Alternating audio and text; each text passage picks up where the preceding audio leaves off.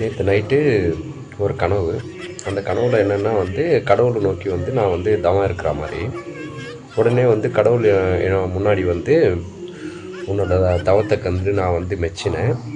உனக்கு என்ன வரம் வேணும் கேளு அப்படின்னு சொல்லிட்டு கடவுள் என்கிட்ட கேட்குறாரு. அப்போ நான் கடவுள்கிட்ட என்ன சொல்கிறேன்னா, கடவுளே, நான் வாட்டர் கேன் டெலிவரி பண்ணிகிட்ருக்கேன். ரோடுலாம் ரொம்ப சிரமமாக இருக்குது. எல்லோரும் போயிட்டு வர்றதுக்கு ரோடு கொஞ்சம் சௌகரியமாக இருந்தால் நல்லாயிருக்கும் அப்படின்னு சொல்லிட்டு நான் கேட்டேன்.